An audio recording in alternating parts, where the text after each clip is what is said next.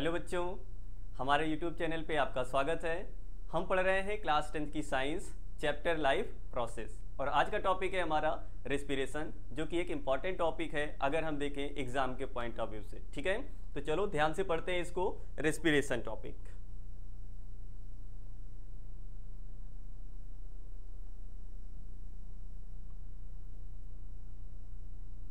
चलो बात करते हैं कि रेस्पिरेशन क्या होता है। इसके पहले हम लोगों ने बात कर लिया था कि हम न्यूट्रिशन का इनटेक कैसे करते हैं। ठीक है, जो न्यूट्रिशन होता है उसका हम इनटेक कैसे करते हैं ये हम पहले पढ़ चुके हैं। ठीक है,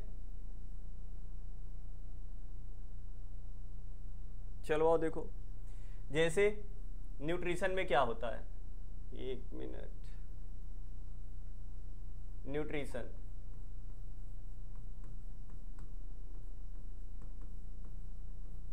न्यूट्रिशन में क्या होता है, intake of food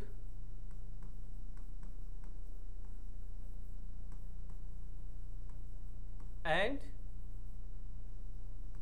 utilising it.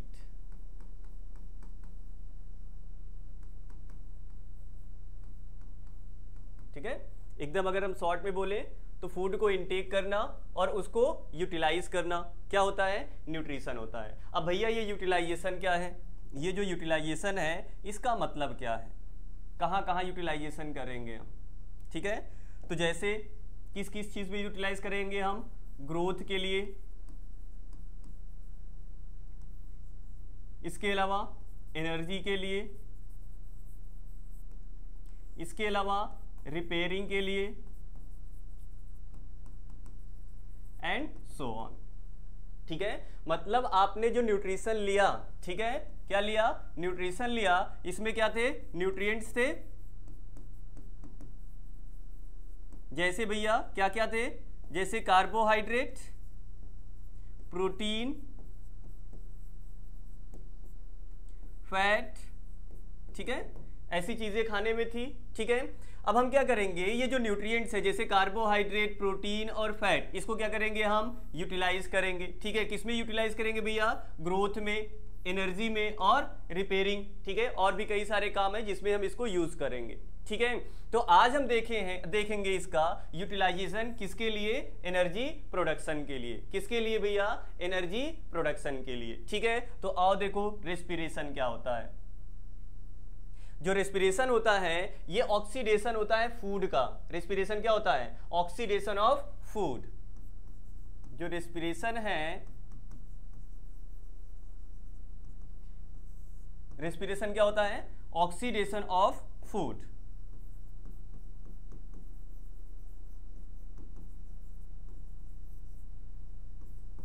Food किसके लिए भैया, फॉर प्रोडक्शन ऑफ एनर्जी।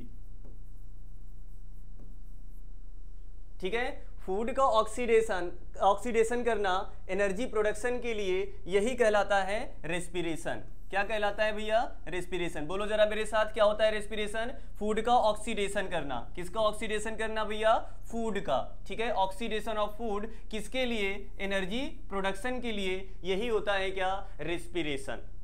बात समझ में आया। ठीक है, अब ये जो रेस्पिरेशन होता है ये दो तरीके का होता है। जो रेस्पिरेशन है कितने तरीके का है, दो तरीके का।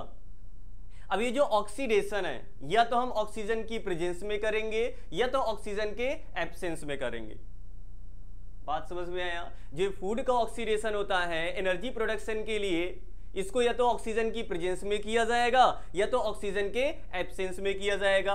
अगर ऑक्सीजन की प्रेजेंस में हम ऑक्सीडेशन करते हैं तब ये कहलाता है एरोबिक रेस्पिरेशन। कौन सा रेस्पिरेशन भैया, बोलो जरा मेरे साथ, एरोबिक रेस्पिरेशन। ठीक है, अगर हम ऑक्सीजन के एब्सेंस में रेस्पिरेशन करवाते हैं, ऑक्सीडेशन करवाते हैं, ठीक है, तो ये कहलाता है एनएरोबिक रेस्पिरेशन। कौन सा रेस्पिरेशन, एनएरोबिक रेस्पिरेशन। तो मेरे साथ बोलो जरा, रेस्पिरेशन के कितने टाइप्स होते हैं, दो टाइप। पहला एरोबिक, दूसरा एनारोबिक। एरोबिक रेस्पिरेशन में क्या होता है, oxidation of food in presence of oxygen, while in anaerobic respiration oxidation of food takes place in absence of oxygen। बात समझ में आया। ठीक, चलो भैया लिखो जरा यहाँ पे, बोलो मेरे साथ, एनारोबिक रेस्पिरेशन में क्या होता है, बोलो जरा। Oxidation of food in absence of oxygen. बात समझ में आया? ठीक है भैया। सॉरी, एरोबिक रेस्पिरेशन क्या होगा, यहां पर ऑक्सीजन के प्रेजेंस में होगा। ठीक है, oxidation of food in presence of oxygen. ठीक है, तो एनारोबिक रेस्पिरेशन में जो फूड का ऑक्सीडेशन होता है वो ऑक्सीजन के एब्सेंस में होता है, जबकि एरोबिक रेस्पिरेशन में ऑक्सीजन की प्रेजेंस में क्या किया जाता है, ऑक्सीडेशन किया जाता है। बात समझ में आया? ठीक है, चलो आओ भैया आगे बात करते हैं। क्या भैया बस इतना ही, एरोबिक और एनारोबिक में इतना ही डिफरेंस है? नहीं, और भी चीजें वो देखते हैं हम। अब आप ये बताओ,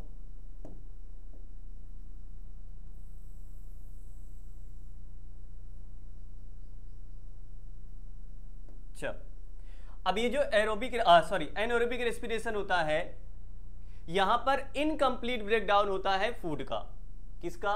जो फूड होता है जिसका हम ब्रेक डाउन करते हैं। क्या करते हैं? ब्रेक डाउन करते हैं, या बोलो ऑक्सीडेशन करते हैं। बेस्ट होगा ऑक्सीडेशन बोलना। ठीक है, यहां पर जो ऑक्सीडेशन होता है फूड का वो इनकम्प्लीट होता है।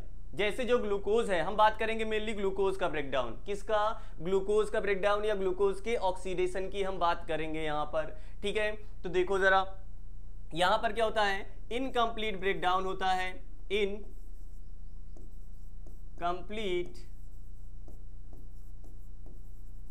Breakdown of glucose takes place. तो एनारोबिक रेस्पिरेशन में इनकम्प्लीट ब्रेकडाउन है, जबकि एरोबिक रेस्पिरेशन में कैसा ब्रेकडाउन होता है, कंप्लीट ब्रेकडाउन होता है। ठीक है, तो complete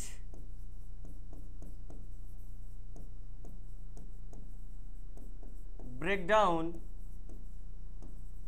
of glucose takes place. इतनी बात समझ में आई? दो डिफरेंस समझ में आया? ठीक, चलो आओ नेक्स्ट देखते हैं, तीसरा डिफरेंस। अब यहां पर इनकम्प्लीट ब्रेकडाउन होता है अगर, कैसा ब्रेकडाउन है भैया, इनकम्प्लीट ब्रेकडाउन है। चेक करो जरा, कैसा ब्रेकडाउन, इनकम्प्लीट ब्रेकडाउन, और यहां पर कैसा ब्रेकडाउन है, कंप्लीट ब्रेकडाउन है। अब अगर इनकम्प्लीट ब्रेकडाउन होगा तो बताओ उसके अंदर जितनी भी एनर्जी है क्या वो रिलीज हो पाएगी? क्या पूरी एनर्जी रिलीज नहीं हो पाएगी। इसका मतलब भैया कि जो इनकम्प्लीट ब्रेकडाउन होता है जिस ऑक्सीडेशन में, उसमें एनर्जी का प्रोडक्शन कम होगा, क्योंकि कंप्लीटली ब्रेक कर रहे हैं क्या, कंप्लीटली ब्रेक ही नहीं कर रहे हैं। जब कंप्लीट ब्रेकडाउन नहीं कर रहे हैं, कंप्लीट ऑक्सीडेशन नहीं कर रहे हैं, तो जितनी एनर्जी उसके अंदर है पूरी की पूरी रिलीज नहीं होगी। ठीक है, तो जो एनारोबिक रेस्पिरेशन होता है इसमें एनर्जी का प्रोडक्शन कम होता है, एरोबिक रेस्पिरेशन में एनर्जी का प्रोडक्शन ज्यादा होता है। ठीक, देखो जरा नेक्स्ट पॉइंट लिखते हैं, less amount of energy is produced। ठीक है, तो एनारोबिक रेस्पिरेशन में एनर्जी का प्रोडक्शन कम होगा क्योंकि यहां पर इनकम्प्लीट ब्रेकडाउन हो रहा है, और एरोबिक में क्या होगा भैया, यहां कंप्लीट ब्रेकडाउन हो रहा है तो एनर्जी का प्रोडक्शन ज्यादा होगा। ठीक है, more amount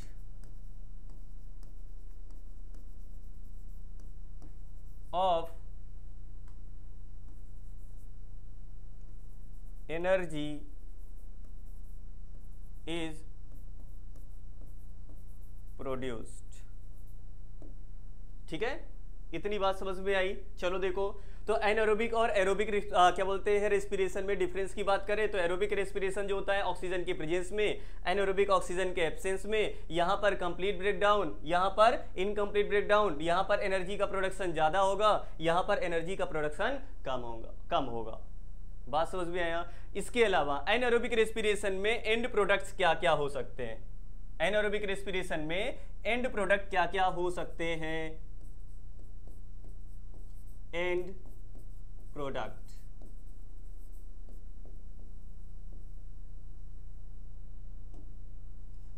इसमें एंड प्रोडक्ट जो है या तो इथेनॉल होगा,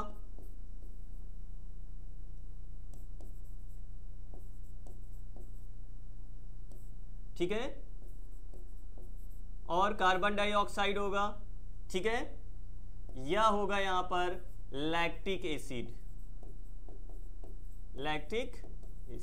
ठीक है।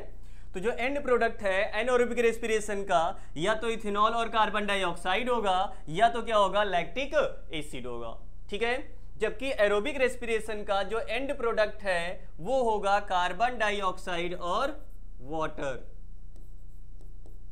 And product. तो एंड प्रोडक्ट की बात करें अगर हम यहां पर, तो यहां पर एंड प्रोडक्ट क्या क्या हो सकता है? Carbon dioxide plus water. इतनी बात समझ में आई।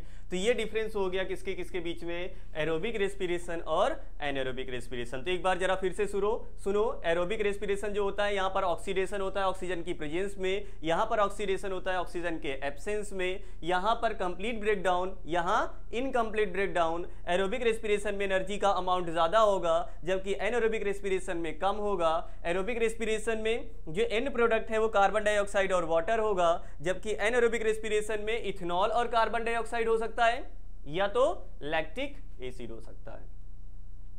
इतनी बात समझ में आई, ठीक। चलो आगे बढ़ते हैं। तो देख लो जरा एनसीईआरटी की कुछ लाइंस है यहां पर, ठीक है। तो ये एनसीईआरटी की लाइन है, रीड कर लेते हैं क्या लिखा गया है। The food material taken in during the process of nutrition is used in cell to provide, किसके लिए, एनर्जी के लिए, फॉर वेरियस लाइफ प्रोसेसेस। हमारे अंदर जो अलग अलग लाइफ प्रोसेसेस चल रही हैं उनके लिए जो एनर्जी चाहिए वो कैसे आता है, जो हम खाना खाते हैं, ठीक है, उसके ऑक्सीडेशन से आता है।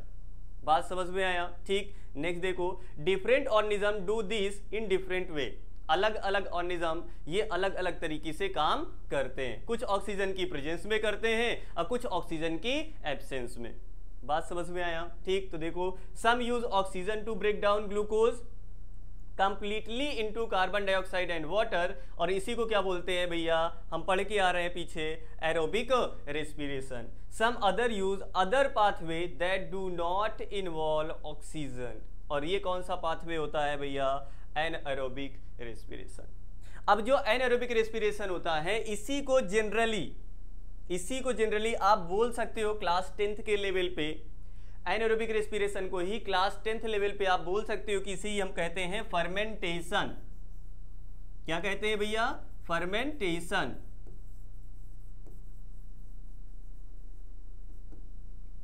ठीक, ध्यान दोगे आप कि जो एनारोबिक रेस्पिरेशन होता है इसे ही क्या बोला जाता है, फर्मेंटेशन बोला जाता है, ठीक है। अब जो फर्मेंटेशन होता है ये दो तरीके का होता है। एक होता है एल्कोहलिक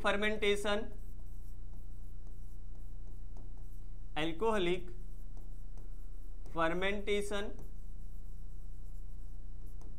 और दूसरा होता है lactic acid fermentation. Lactic acid fermentation, इतना याद रखेंगे भाई। तो एनारोबिक रेस्पिरेशन को ही क्या बोलते हैं, फर्मेंटेशन बोलते हैं, ठीक है। फर्मेंटेशन के दो टाइप होते हैं जो हमें पढ़ना है, एक एल्कोहलिक फर्मेंटेशन और दूसरा कौन सा है भैया, लैक्टिक एसिड फर्मेंटेशन। कौन कौन सा बोलो जरा मेरे साथ, एल्कोहलिक फर्मेंटेशन और दूसरा lactic acid fermentation. Alcoholic fermentation और लैक्टिक एसिड फर्मेंटेशन, ठीक।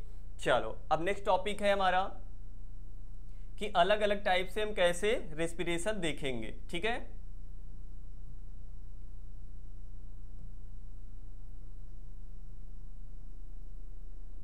तो देखो जरा नेक्स्ट टॉपिक क्या है हमारा,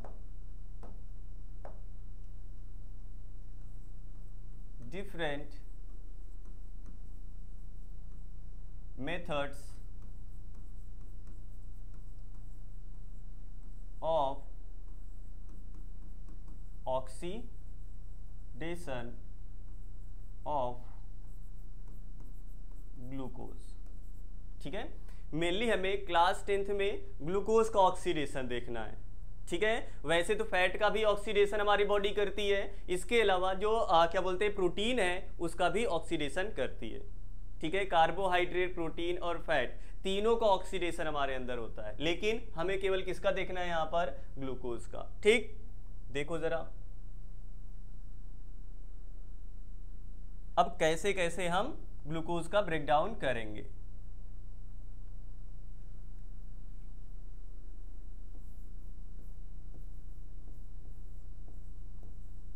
सबसे पहले जो ग्लूकोज है इसका ब्रेकडाउन किया जाता है साइटोप्लाज्म में। सबसे पहले ग्लूकोज का ब्रेकडाउन कहां पर होता है, साइटोप्लाज्म में होता है।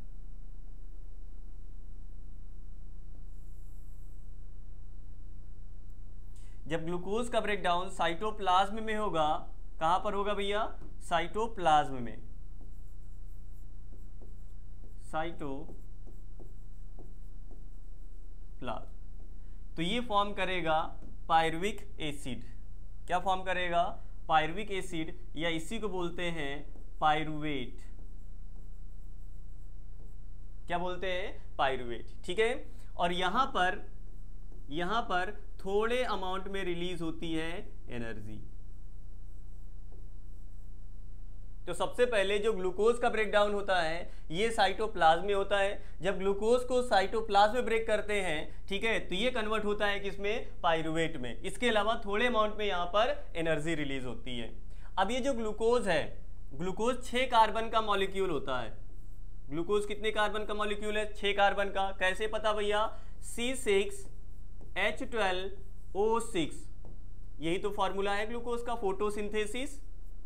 फोटोसिंथेसिस में बताया था, ठीक है। तो ग्लूकोज का फॉर्मूला क्या है, C6H12O6। बताओ कार्बन कितने यहाँ पर, 6। अब यहाँ पर जो पायरुवेट होता है ये 3 कार्बन का है, हमें इसके फॉर्मूले से मतलब नहीं है, ठीक है। कितने कार्बन का मॉलिक्यूल होता है, 3 कार्बन का, याद रखना है।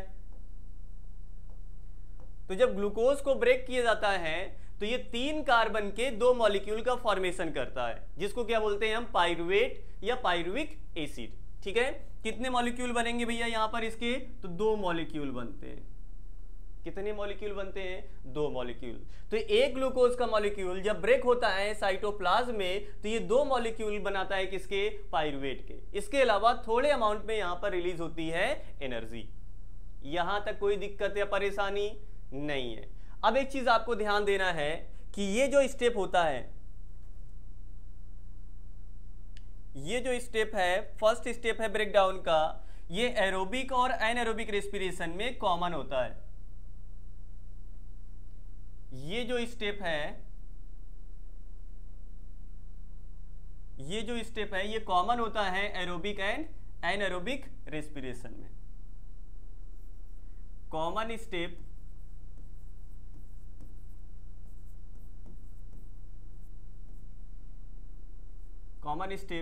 in both aerobic and anaerobic respiration।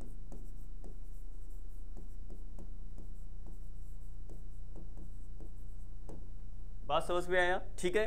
चलो आओ देखो, तो चाहे एरोबिक रेस्पिरेशन हो चाहे एनारोबिक रेस्पिरेशन हो, ठीक है, इसमें जो पहला स्टेप है ग्लूकोज के ऑक्सीडेशन का वो क्या होता है, कॉमन होता है। और एक चीज आपको और ध्यान देना है, ये जो पहला स्टेप होता है इसमें ऑक्सीजन की रिक्वायरमेंट नहीं होती है।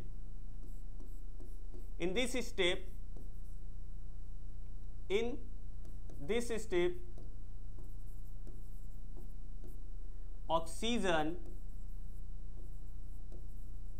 is not used.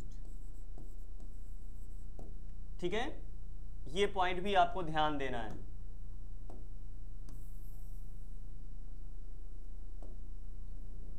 इंपॉर्टेंट।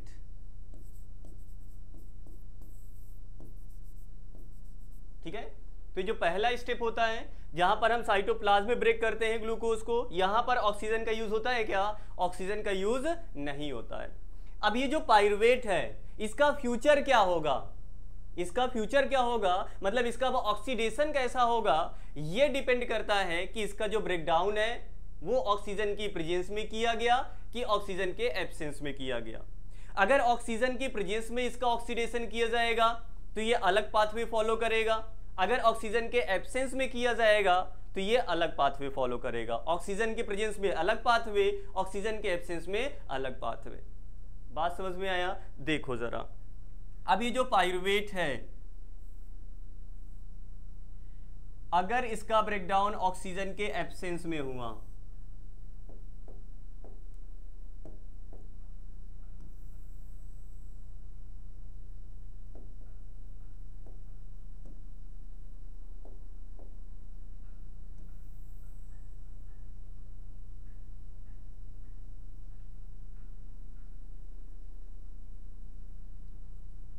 अगर इसका ब्रेकडाउन ऑक्सीजन के एब्सेंस में हुआ तो क्या होगा, देखना जरा।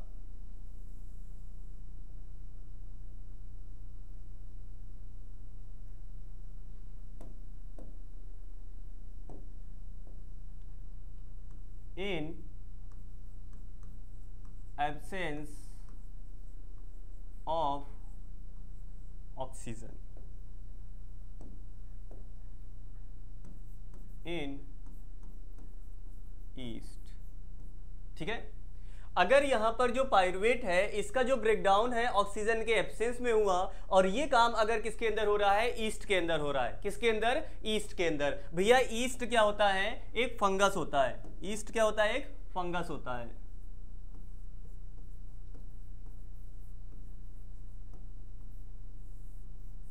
तो यहां पर इथेनॉल का फॉर्मेशन होगा। किसका फॉर्मेशन होगा? इथेनॉल का।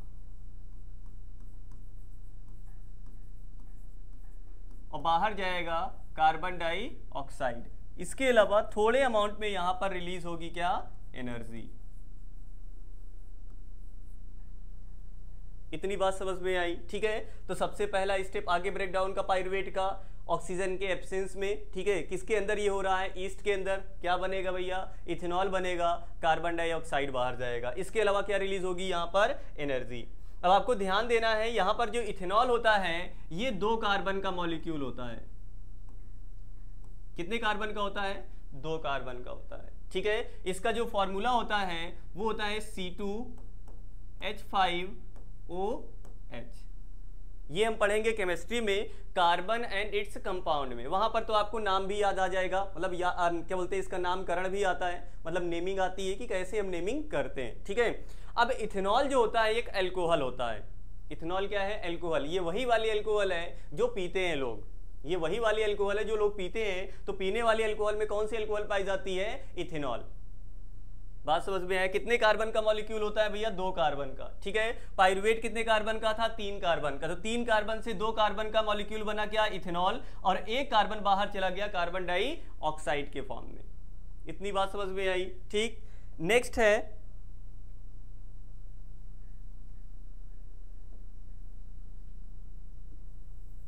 नेक्स्ट ब्रेकडाउन है हमारी मसल सेल में।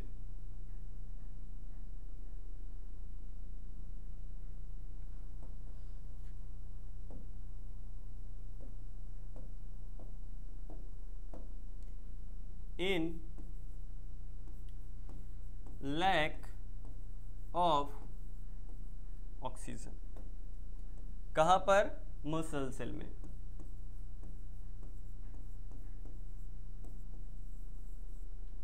अगर हमारी मसल सेल में, अगर हम लोगों की मसल सेल में जो पाइरुवेट है इसका ब्रेकडाउन ऑक्सीजन की कमी में हुआ, ऑक्सीजन की कमी में हुआ, तो उस समय क्या होगा? हमारे अंदर बनेगा लैक्टिक एसिड। क्या बनेगा भैया? Lactic acid. ठीक है। इसके अलावा थोड़े अमाउंट में क्या रिलीज होगी, एनर्जी।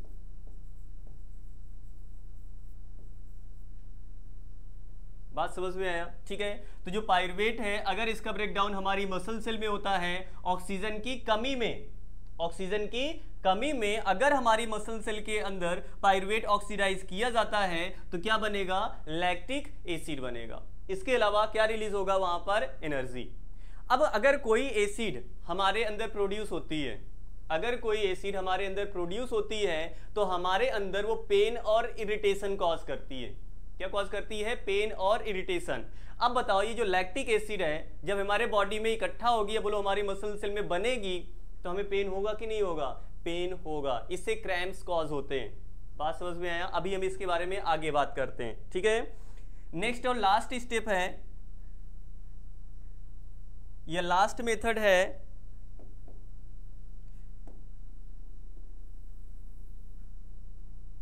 कि पायरुवेट जो है इसका जो ब्रेकडाउन है वो किसके अंदर हो, माइटोकॉन्ड्रिया के अंदर हो। किसके अंदर, माइटोकॉन्ड्रिया के अंदर। और वो भी कैसे हो, ऑक्सीजन की एब्सेंस, सॉरी प्रेजेंस में, इन प्रेजेंस ऑफ ऑक्सीजन। इन दोनों में, यहां पे क्या हुआ, ऑक्सीजन के एब्सेंस में, यहां पर भी ऑक्सीजन का एब्सेंस ही है, मतलब ऑक्सीजन यूज नहीं हो रहा है। बात समझ में आया, ठीक है। और यहां पर ऑक्सीजन की प्रेजेंस में, ठीक है। ये काम कहां पर होगा भैया, ये काम कहां पर होगा, आपको ये ध्यान देना है। ये काम होगा माइटोकॉन्ड्रिया में, इन माइटोकॉन्ड्रिया, ठीक है। तो अगर पायरुवेट का ब्रेकडाउन हमारे माइटोकॉन्ड्रिया में हुआ, किसकी प्रेजेंस में, ऑक्सीजन की प्रेजेंस में, तब क्या होगा, यहां पर जो पायरुवेट है ये फॉर्म करेगा कार्बन डाइऑक्साइड और वाटर। ये ब्रेक हो जाएगा कार्बन डाइऑक्साइड और वाटर में। इसके अलावा और क्या प्रोड्यूस होगा, यहां पर एनर्जी। क्या प्रोड्यूस होगी, एनर्जी प्रोड्यूस होगी। इतनी बात समझ में आई, ठीक है। तो यह इतना मेथड है ब्रेकडाउन का, किसका, ग्लूकोज का, ठीक है। तो सबसे पहले जो ग्लूकोज है इसका जो ब्रेकडाउन होता है ये कहां पर होता है, साइटोप्लाज्म में, ठीक है। First step of breakdown of glucose takes place in the cytoplasm, ठीक है। ये point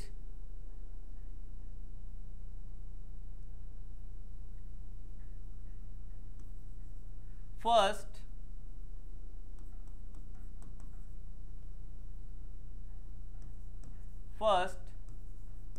step of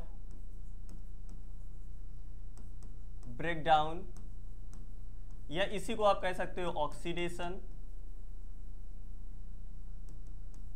of glucose takes place in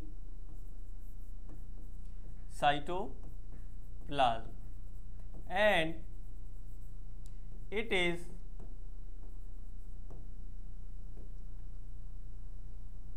it is common in both aerobic as well as anaerobic respiration.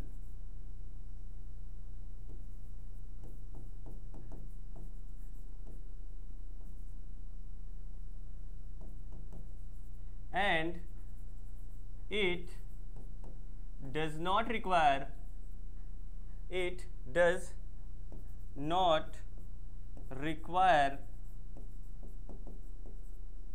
oxygen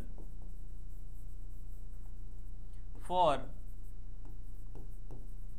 breakdown of glucose, ठीक है।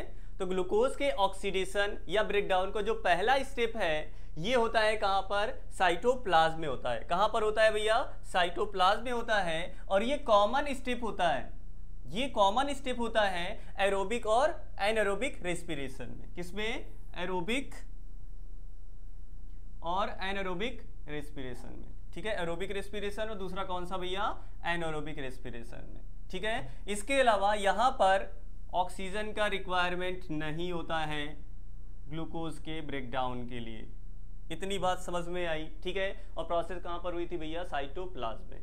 और यहां पर बना क्या था? जो ग्लूकोज है ये ब्रेक किस में हुआ था? पाइरूवेट में। किसमें ब्रेक हुआ था? पाइरूवेट में। ठीक है, इसके अलावा जो ग्लूकोज है कितने कार्बन का? 6 कार्बन का मॉलिक्यूल। पाइरूवेट कितने कार्बन का मॉलिक्यूल? 3 कार्बन का मॉलिक्यूल। इसके बाद जो पाइरूवेट है इसका ब्रेकडाउन कैसे होगा? ये डिपेंड करता है कि इसका ब्रेकडाउन ऑक्सीजन के एब्सेंस में किया गया, ऑक्सीजन की कमी में किया गया, या ऑक्सीजन के प्रेजेंस में किया गया। अगर ऑक्सीजन के प्रेजेंस में किया गया तो ये काम होगा माइटोकॉन्ड्रिया में। कहां पर होगा ये काम? माइटोकॉन्ड्रिया में। और वहां पर प्रोड्यूस होगा कार्बन डाइऑक्साइड और वाटर। क्या क्या प्रोड्यूस होगा?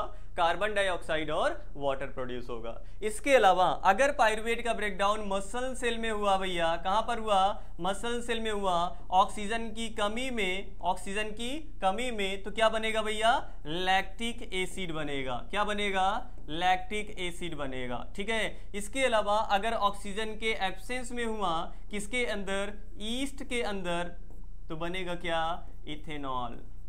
क्या बनेगा भैया? इथेनॉल। और बाहर जाएगा कार्बन डाइऑक्साइड। इतनी बात समझ में आई? ठीक, बोलो जरा, इतनी बात समझ में आई? आपको क्या करना है? ये जो चार्ट है इसकी प्रैक्टिस करनी है। यहां से अच्छे क्वेश्चंस आते हैं। ठीक है, बोल सकते हैं कि जो फर्स्ट स्टेप है ब्रेकडाउन ग्लूकोज का पाइरूवेट में, ये कहां पर होता है? साइटोप्लाज्म में। यह बोला जाएगा अगर ग्लूकोज का ब्रेकडाउन साइटोप्लाज्म में होता है तो एक 3 कार्बन का मॉलिक्यूल बनता है, वो कौन सा है? तो भैया कौन सा होगा? पाइरूवेट होगा। इसके अलावा जो पाइरूवेट है अगर इसका कंप्लीट ऑक्सीडेशन किया जाता है तो ये काम कहां पर किया जाएगा? तो माइटोकॉन्ड्रिया में किया जाएगा। प्रोड्यूस क्या होगा? कार्बन डाइऑक्साइड प्रोड्यूस होगा और वाटर प्रोड्यूस होगा। इसके अलावा और क्या क्वेश्चन आ सकता है कि अगर पाइरूवेट का ब्रेकडाउन ऑक्सीजन की कमी में हुआ हमारी मसल सेल में, तो क्या प्रोड्यूस होगा? तो वहां पर प्रोड्यूस होगा लैक्टिक एसिड। क्या प्रोड्यूस होगा? लैक्टिक एसिड प्रोड्यूस होगा। बात समझ में आया? ठीक है, आगे देखो जरा आप।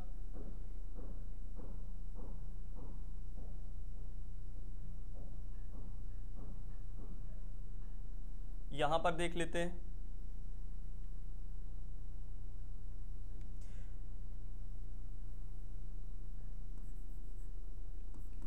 ब्रेकडाउन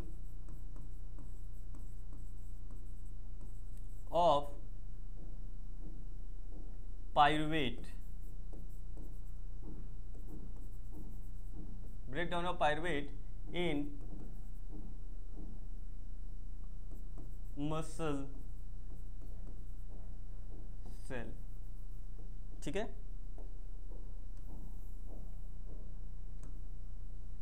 मसल सेल में हम पाइरूवेट का ब्रेकडाउन देखते हैं ऑक्सीजन की कमी में, इन लैक ऑफ ऑक्सीजन। ठीक है, ऑक्सीजन की कमी में जो पाइरूवेट है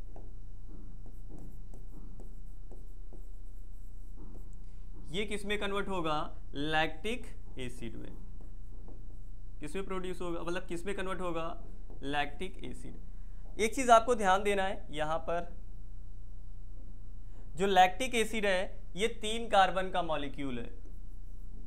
कितने कार्बन का है? 3 कार्बन का। तो 3 कार्बन से 3 कार्बन का मॉलिक्यूल बनता है। 3 कार्बन से 3 कार्बन का मॉलिक्यूल बनेगा। ठीक है, तो ये कितने कार्बन का है भैया? 3 कार्बन का है। ये कितने कार्बन का भैया? ये भी 3 कार्बन का है। तो क्या यहाँ कार्बन डाइऑक्साइड बाहर जाएगा क्या? इसमें कार्बन डाइऑक्साइड बाहर नहीं जाएगा। बात समझ में आया? पहले और लास्ट वाले में, पहले और लास्ट वाले में यहां पर कार्बन डाइऑक्साइड जा रहा है, यहां पर कार्बन डाइऑक्साइड जा रहा है। यहां कार्बन डाइऑक्साइड ज्यादा बाहर होगा, यहां पर कम बाहर होता है। ठीक, और देखो लैक्टिक एसिड वाले में बताओ क्या प्रोड्यूस होगा? क्या carbon dioxide? Carbon dioxide produce नहीं होगा। ठीक है। इसी प्रोसेस को बोला जाता है, ये जो प्रोसेस है इसी प्रोसेस को क्या बोला जाता है भैया, लैक्टिक एसिड फर्मेंटेशन बोला जाता है। क्या बोला जाता है, बोलो जरा मेरे साथ, लैक्टिक एसिड फर्मेंटेशन। एक मिनट,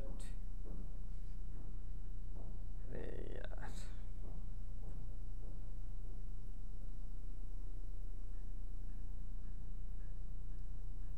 ये प्रोसेस कौन सी होती है, लैक्टिक एसिड फर्मेंटेशन है, लैक्टिक एसिड फर्मेंटेशन। ठीक है। और एक चीज याद रखना, ये जो प्रोसेस है ये साइटोप्लाज्म में चलती है। कहां पर चलती है, साइटोप्लाज्म में चलती है। वैसे एनसीईआरटी में नहीं दिया गया, अगर पूछ ले तो याद रखना, टेक्स प्लेस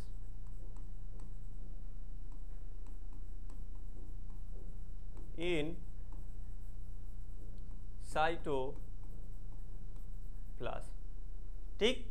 अब यहां पर हमारी मसल सेल में ये जो लैक्टिक एसिड है, जब ये प्रोड्यूस होगा तो यहां पर एक्यूमुलेट हो सकता, एक्यूमुलेट होने लगता है, एक्यूमुलेट होगा, sorry, the lactic acid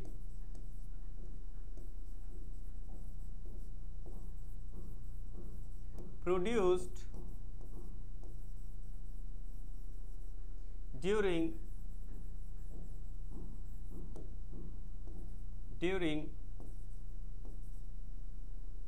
anaerobic respiration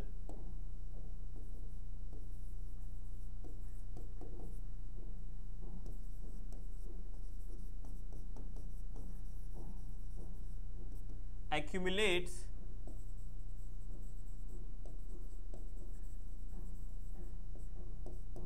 in the muscle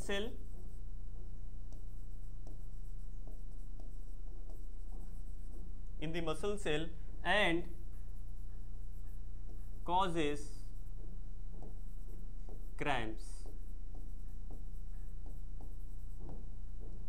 ठीक है, क्या कॉज करती है, क्रैम्प कॉज करते हैं। ठीक।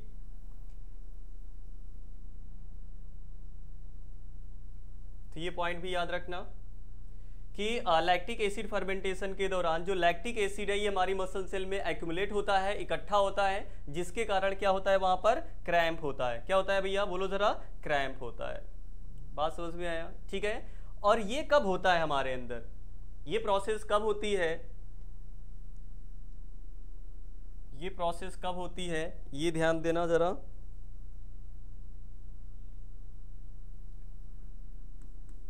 नोट करके लिख लो,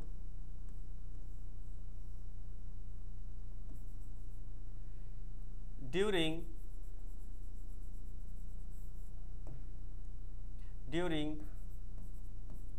normal process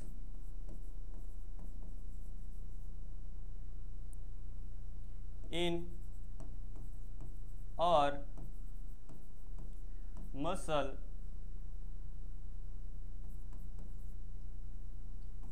cell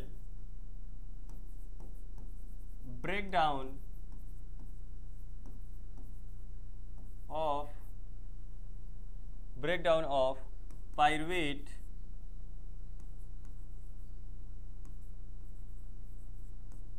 takes place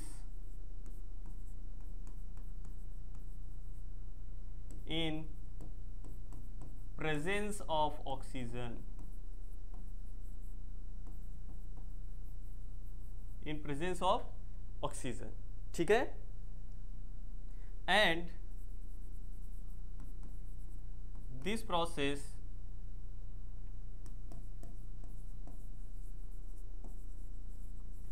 occurs in mitochondria।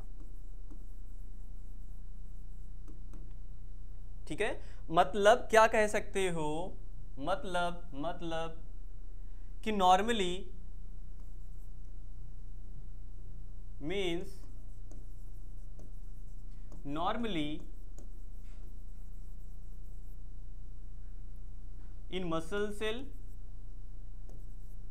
in muscle cell aerobic respiration takes place।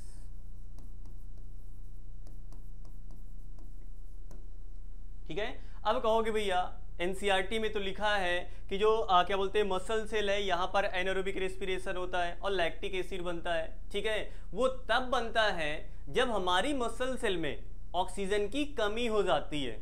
ध्यान देना, हमारी मसल सेल में लैक्टिक एसिड का फॉर्मेशन तभी होता है जब हमारी मसल सेल में ऑक्सीजन की कमी हो जाती है। अगर ऑक्सीजन की कमी नहीं है, जैसे मैं अभी नॉर्मली पढ़ा रहा हूं, ठीक है, तो हमारे मसल सेल में कौन सा रेस्पिरेशन हो रहा है? एरोबिक रेस्पिरेशन हो रहा है।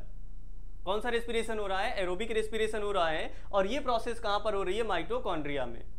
बात समझ में आया? तो भैया एनारोबिक रेस्पिरेशन कब होता है?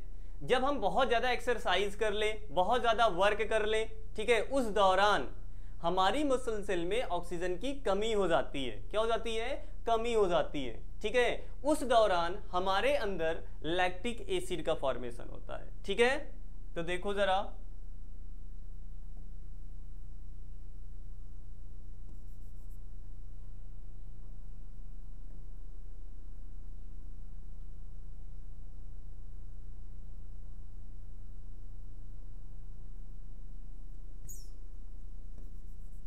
तो during extensive exercise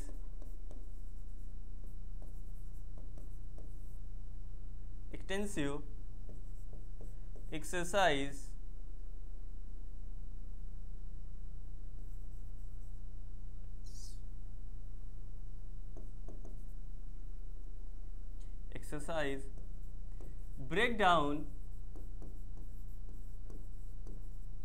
of pyruvate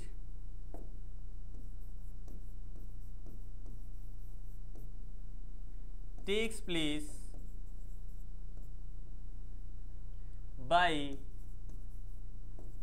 anaerobic process।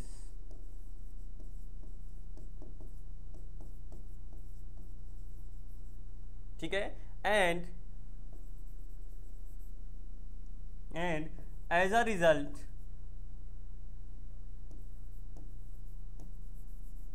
lactic acid is produced which accumulate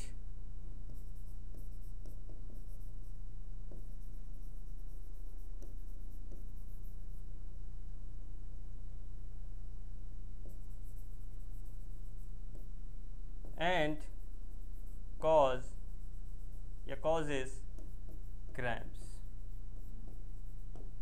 ठीक है, मतलब जो हम एक्सटेंसिव एक्सरसाइज करते हैं, बहुत ज़्यादा अगर एक्सरसाइज कर ले, बहुत ज़्यादा वर्क कर ले, उस दौरान हमारी मसल सेल में ऑक्सीजन की कमी हो जाती है। ठीक है, जिसके कारण हमारी जो मसल सेल हैं, ठीक है, वो एनारोबिक रेस्पिरेशन करना शुरू कर देती है। बात समझ में आया? और उस दौरान जो पाइरुवेट है उसका जो ब्रेकडाउन होता है वो किसमें होता है? लैक्टिक एसिड में। ठीक, इतनी बात समझ में आई? तो इसीलिए यहां पर ध्यान देना, यहां पर क्या लिखा गया है? मसल सेल में ऑक्सीजन की कमी में। लेकिन अगर मसल सेल में ऑक्सीजन अच्छा खासा है, ऑक्सीजन वहां पे अवेलेबल है, तो उसका जो ब्रेकडाउन है इस तरीके से होगा। तो ये चीज ध्यान देना आप कि नॉर्मली हमारी मसल सेल में एरोबिक रेस्पिरेशन होता है।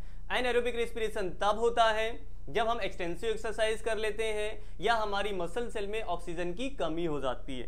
तो क्या भैया हमारे पूरे बॉडी में कहीं पर भी ऐसा हो सकता है क्या? नहीं, केवल और केवल होता है हमारी मसल सेल में। बात समझ में आया? ठीक है, जिसके कारण वहां पर बनती है लैक्टिक एसिड, और जो लैक्टिक एसिड होती है जब हमारे बॉडी में इकट्ठा होती है तो इसी से क्या होता है? क्रैम्प होता है। कभी आपने आप देखना अचानक से कोई काम करते हो, जैसे मान लो आप क्रिकेट खेलने गए हो, अचानक से क्रिकेट ज़्यादा खेल लो, ठीक है, कोई काम कर रहे हो, या अचानक से कभी आप रनिंग कर लो या एक्सरसाइज कर लो, ज़रूरत से ज़्यादा कर लो, थोड़ा बहुत से नहीं, ठीक है, काफ़ी अमाउंट में कर लो, तो उस दौरान आप देखना, ठीक है, आपके पैर में या जो हाथ है, ठीक है, इसमें क्या होता है? क्रैम्प कॉज होता है। ठीक है, वो इसी के कारण हुआ है। इतनी बात समझ में आई? ठीक, चलो आगे बात करते हैं। अब यहां पर जो एनर्जी रिलीज होती है, जो एनर्जी रिलीज होती है अब इस एनर्जी का क्या होता है, क्या हमारी जो बॉडी है या जो लिविंग ऑर्गेनिज्म की बॉडी है इस एनर्जी को डायरेक्ट यूज कर सकती है क्या? कोई भी लिविंग ऑर्गेनिज्म है उसकी जो बॉडी है इस एनर्जी को डायरेक्ट यूज नहीं कर सकती है। वो करते क्या है, एटीपी होता है। क्या होता है? एटीपी, जिसका नाम क्या है? Adenosine triphosphate.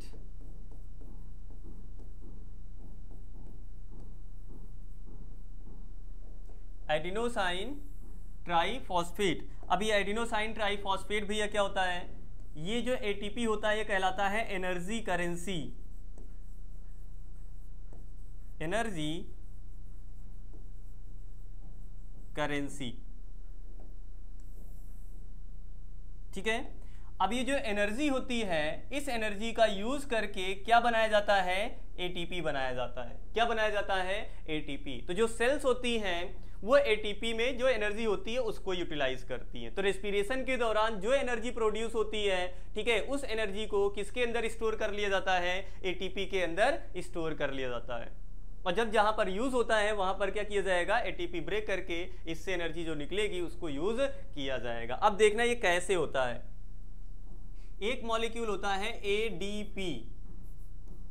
एडीपी ये होता है एडिनोसाइन डाइफॉस्फेट। Adenosine diphosphate. इसमें एक फॉस्फेट ग्रुप जोड़ा जाता है। क्या जोड़ा जाता है? फॉस्फेट ग्रुप जोड़ा जाता है, उसको बोलते हैं इनऑर्गेनिक फॉस्फेट। अभी याद कर लो, ये हायर क्लासेस में पढ़ोगे आप। तो एडीपी जो होता है इसमें एक जो एडीपी होता है इसमें एक फॉस्फेट ग्रुप जोड़ा जाता है, ठीक है। कैसे जोड़ा जाता है? इस एनर्जी की मदद से। इस एनर्जी की मदद से।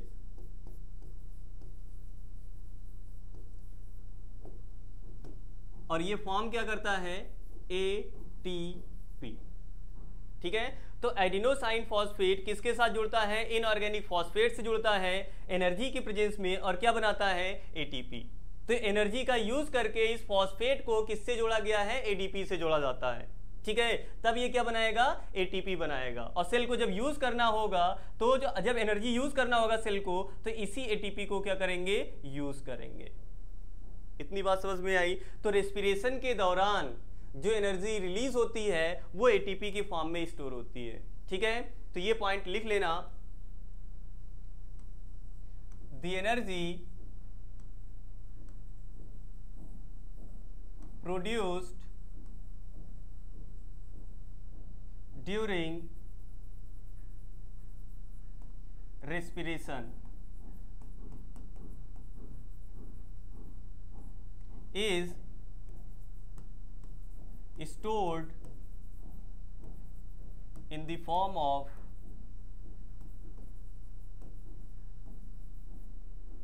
ATP, which is utilized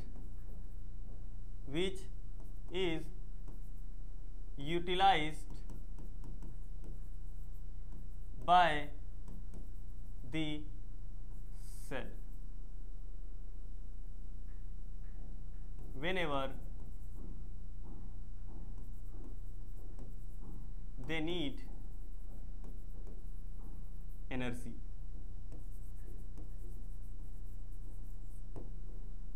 इतनी बात समझ में आई? मतलब सेल्स को जब एनर्जी की जरूरत होती है तो वो क्या यूज करते हैं? एटीपी। और ये एटीपी कैसे बनती है? रेस्पिरेशन के दौरान जो एनर्जी रिलीज होती है उस एनर्जी का यूज करके एटीपी का क्या किया जाता है? फॉर्मेशन किया जाता है। कैसे किया जाता है ये ध्यान देना कि एडीपी होता है, इससे फॉस्फेट ग्रुप जोड़ते हैं एनर्जी का यूज करके, तब क्या बनता है? एटीपी। और एटीपी होती क्या है? एनर्जी करेंसी होती है। यहां तक कोई दिक्कत या परेशानी नहीं? चलो आगे बढ़ते हैं। पेज नहीं है,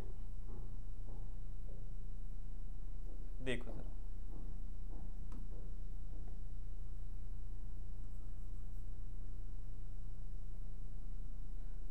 तो अब क्या बात करते हैं? How plants gate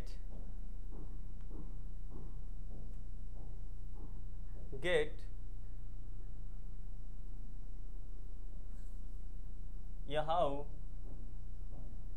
exchange of gases takes place in plants during respiration.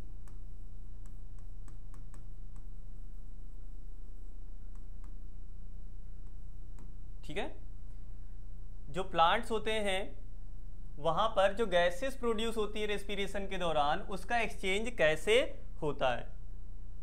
ठीक, तो देखना जरा, तो इन प्लांट्स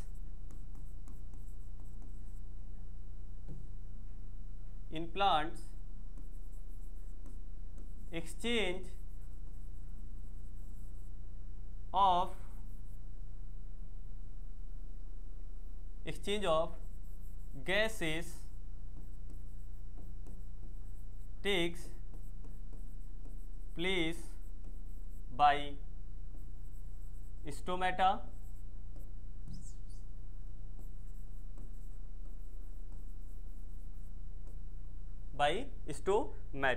ठीक है। इसके अलावा also plants have intercellular spaces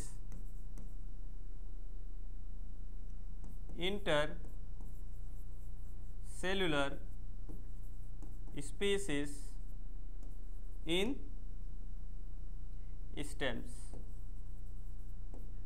and roots, through which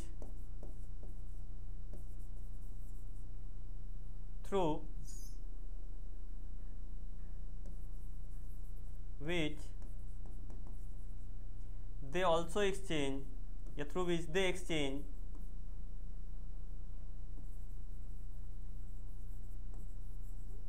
gases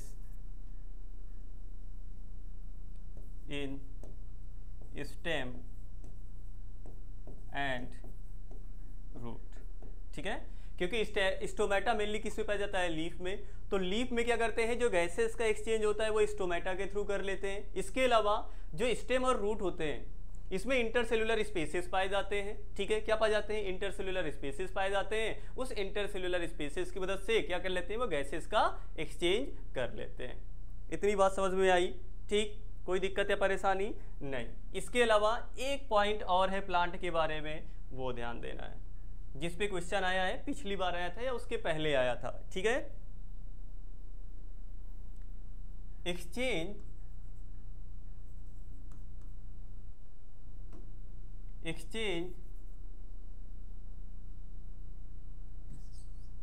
या direction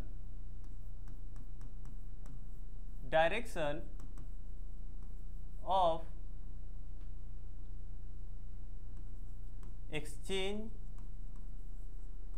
of gases in plants depends on।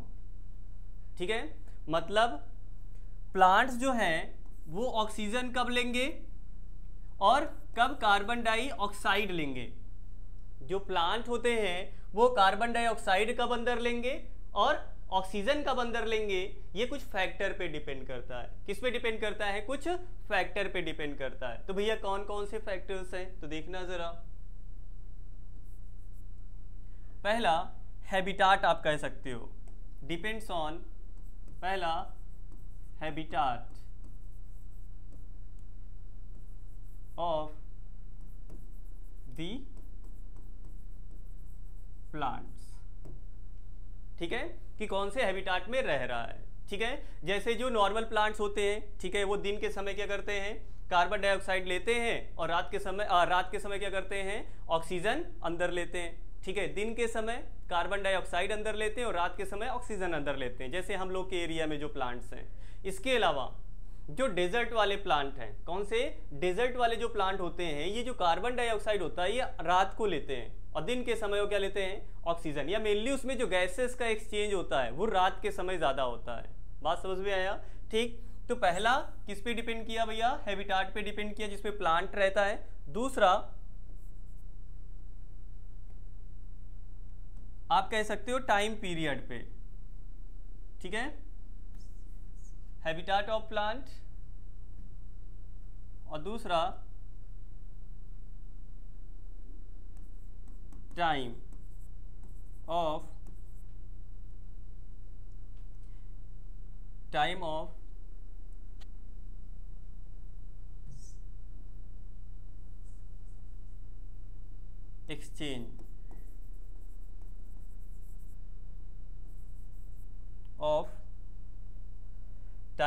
Exchange of gases. मतलब वो डे के समय हो रहा है प्रोसेस, ठीक है, कि नाइट के समय हो रहा है, ठीक है। डे में अलग तरीके से एक्सचेंज होगा और नाइट में अलग तरीके से एक्सचेंज होगा। इतनी बात समझ में आई? ठीक है, तो कुछ फैक्टर्स जिस पे जो गैसेस का एक्सचेंज है प्लांट में वो डिपेंड करता है। पहला है किस हैबिटाट में रह रहे हैं और दूसरा कौन सा टाइम पीरियड है, मतलब दिन का समय है या रात का समय है। इसके अलावा कि वो हैबिटाट कौन सा है, ठीक है, मतलब वो नॉर्मली क्या बोलते हैं, ऐसी जगह पर पाए जा रहे हैं जहां पर टेम्परेचर ज़्यादा है या ऐसी जगह पाए जा रहे हैं जहां टेम्परेचर नॉर्मल है। इतनी बात समझ में आई? ठीक, चलो अब इसके बाद हमें पढ़ना है रेस्पिरेशन इन एनिमल्स। किसे पढ़ना है? रेस्पिरेशन इन एनिमल्स, जो कि पढ़ेंगे हम अपनी नेक्स्ट क्लास में। ठीक है, चलो तो बाकी मिलते हैं हम नेक्स्ट क्लास में। Thank you.